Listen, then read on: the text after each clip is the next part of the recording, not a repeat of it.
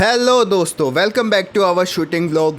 जैसा कि आप लोगों को पता था कि इस हफ्ते से हमारी एकेडमी में चैंपियनशिप होने वाली थी, the 5th Abhinav shooting championship. तो सारी ही मैनुअल लेंस को हटा के हमने जो है फुल्ली अपनी रेंज को डिजिटल रेंज में कन्वर्ट कर दिया था। पहले दिन की शुरुआत हुई टेंट वालों के दर्शन करके, और ये हमारे भाई लोग आ गए हैं, टेंट लगाएंगे। अब यहाँ पर फुल्ली बाहर सेटअप करेंगे अपने टेंट को।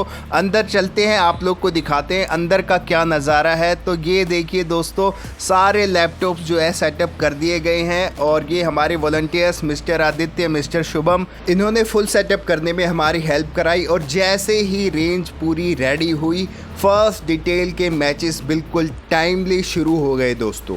पहले ही दिन पहली ही डिटेल में ये देहरादून से एक शूटर आए हुए थे हमारी रेंज पे मैच खेलने के लिए। इनसे मिलके हमें बहुत ही अच्छा लगा और इनकी डेडिकेशन को सैल्यूट है भाई। इसके बाद दोस्तों सारी ही जो डिटेल्स थी वो ऑलमोस्ट फुल थी, और बारी बारी से सबके मैचेस हुए जा रहे थे। हमें जो रिस्पॉन्सिबिलिटी मिली थी वो यहाँ पे एज अ रेंज ऑफिसर की रिस्पॉन्सिबिलिटी थी, और सब कुछ बिल्कुल बढ़िया प्रॉपर स्मूथ तरीके से चले इसकी जिम्मेदारी भी हमारी ही थी। तो कैसे हमने पूरी चैंपियनशिप को कंडक्ट कराया, क्या क्या चीज़ें हमें करनी पड़ती है चैंपियनशिप होस्ट करने के दौरान, वो सारी चीज़ें आप लोगों से शेयर करेंगे। पहले ये देखिए, बाहर जो है टेंट का सेटअप हो चुका है, चेयर्स लग चुकी हैं शूटर्स के लिए, और हमने जो है स्टार्टिंग की from the announcement. Welcome to the 5th Abhinav shooting championship for 10 metre air pistol and air rifle event. For preparation and sighting time, you will get 15 minutes. During this period, shooter may fire unlimited sighting shots. 30-second warning before the end of sighting time will be announced. For NR category, shooters have to fire 14 competition shots in 15 minutes. Her match से पहले sighting and match time की announcement हम ही करते थे। हमारे साथ Sumit sir थे, most of the time वही अनाउंसमेंट करते थे, लेकिन हम भी जब भी मौका मिलता तो हम अनाउंसमेंट कर दिया करते थे। फर्स्ट 2 डेज़ तो हमें थोड़ा सा सीखने में टाइम लगा, बट क्योंकि हमने पहले भी प्रैक्टिस कर रखी थी तो लास्ट डे तक आते आते बिल्कुल अनाउंसमेंट करने में हम फुल्ली एक्सपर्ट हो गए। चैंपियनशिप के दौरान हमें ना सिर्फ शूटिंग मैचेस कैसे कराए जाते हैं, बल्कि इसके अलावा भी बहुत कुछ सीखने को मिला दोस्तों।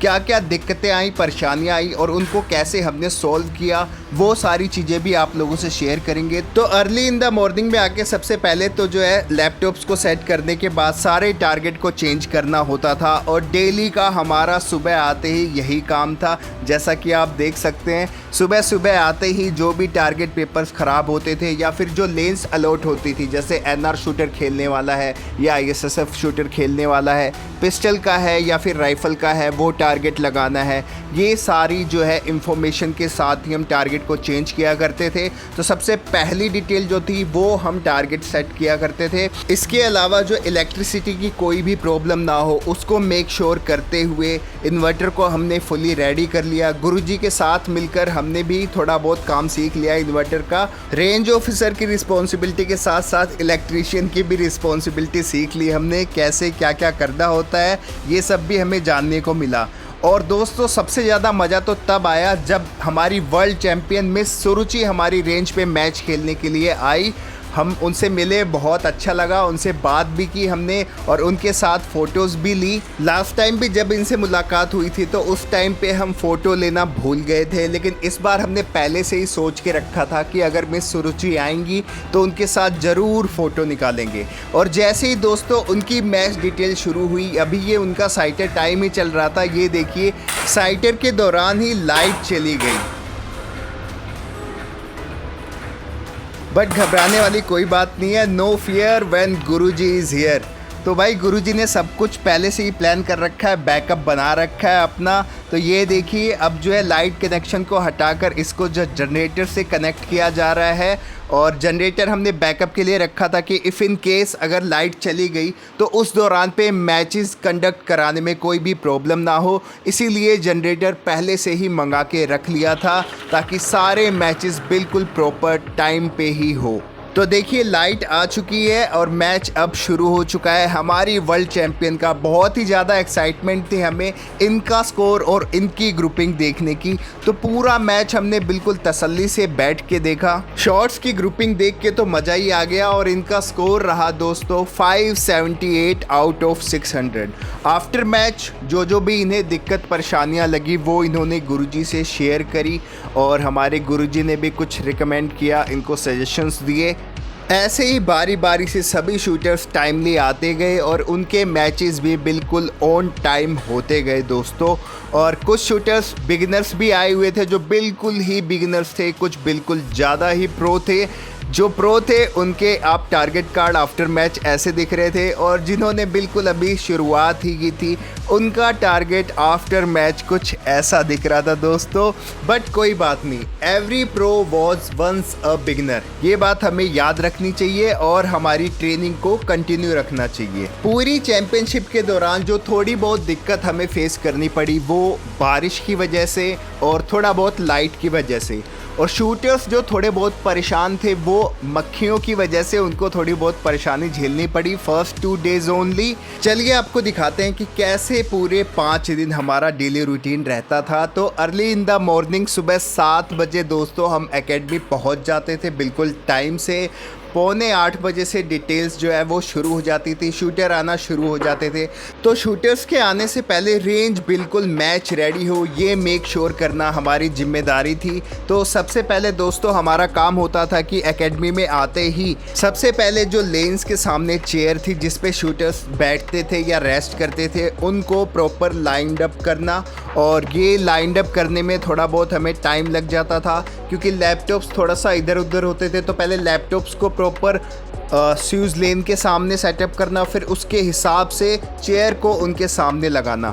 इसके बाद सारे लैपटॉप्स को बारी बारी से ऑन करते जाना और ऑन करने के बाद उसमें जो स्यूज का टाइमर था वो सेटअप करना ताकि जब भी शूटर्स लेन पे खड़े हो जाएं तो उनको ऑन करके और उनका मैच जो है वो बिल्कुल टाइमली शुरू कर दिया जाए। बारिश का मौसम होने की वजह से मक्खियों की तादाद थोड़ी सी बढ़ गई थी जो कभी कभी हमारे शूटर्स को मैच के दौरान परेशान कर रही थी। तो इस रैकेट से काम तो नहीं चला तो हम ये नई मशीन खरीद कर ले आए और सच में ये बहुत ही ज़्यादा काम आई हमारी चैंपियनशिप को अच्छे से कंडक्ट कराने में। इसके बाद स्पीकर को ऑन करके हम बिल्कुल रेडी हो जाते हैं, म्यूज़िक सिस्टम हमारा रेडी हो चुका है। उसके बाद हम डेस्क पे जाते और वहाँ पे अपनी चेयर को अपनी टेबल को अच्छे से बिल्कुल ऑर्गेनाइज्ड वे में रख लेते।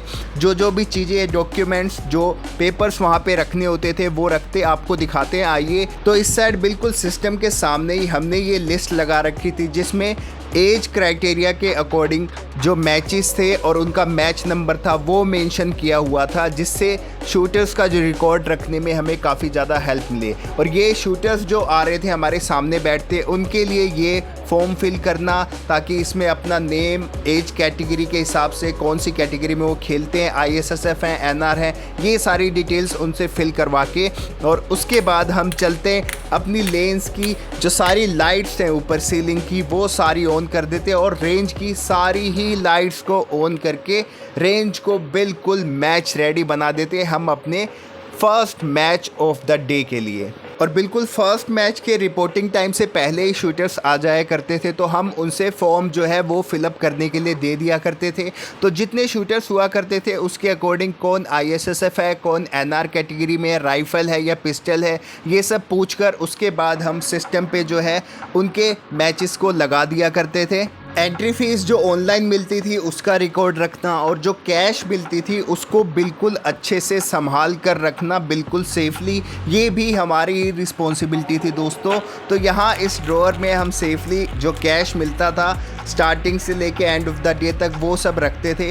ये माइक जिससे हम अनाउंसमेंट किया करते थे और ये टाइमर जिससे हम मैच के टाइम का रिकॉर्ड रखा करते थे। सभी शूटर्स का मैच अच्छे से और टाइमली कंप्लीट हो ये भी मेक श्योर करना और उसके बाद मैच कंप्लीट हो जाने के बाद उनका जो स्कोर है वो प्रॉपर रजिस्टर में रिकॉर्ड करना, नोट करना और रजिस्टर में नोट करने के बाद वो सारा डाटा, उनके स्कोर्स, उनका नाम, उनका एकेडमी नेम, ये सब कुछ हमारे सिस्टम में चढ़ाना, ये सारी चीज़ें दोस्तों करते करते हमारा पूरा दिन निकल जाता था। लेकिन बहुत ही मज़ा आया हमें। मैच ख़त्म होने के बाद जो नेक्स्ट डिटेल होती थी उससे पहले जो है टारगेट्स को चेंज करवाना, जो शूटर्स आते थे उनके गैस सिलेंडर्स में गैस फिल करना, ये भी एक बहुत बड़ी रिस्पॉन्सिबिलिटी है दोस्तों। कभी कभी हम सभी लोग कुछ ना कुछ काम में बिजी रहते थे तो गुरुजी आकर वो काम कर दिया करते थे जो हम उस टाइम पे नहीं कर पा रहे होते थे। जैसे कि आप यहाँ देख सकते हैं, हम जो है वो डिटेल्स ले रहे हैं शूटर्स की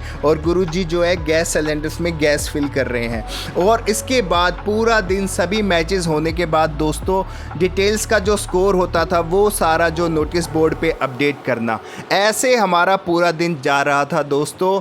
फाइनल जो COC मैचेस होंगी, प्राइस डिस्ट्रीब्यूशन होगा, वो आपको नेक्स्ट व्लॉग में दिखाएंगे। आज के व्लॉग में इतना ही। फ़िलहाल के लिए आपको हम स्कोर्स बता देते हैं। 10 metre air pistol ISSF category में जो हाईएस्ट स्कोर रहा मेंस में वो 584 रहा, वुमेंस में 581 रहा। वहीं एयर पिस्टल NR कैटेगरी में मेंस का हाईएस्ट स्कोर 386 रहा और वुमेन का 377 रहा।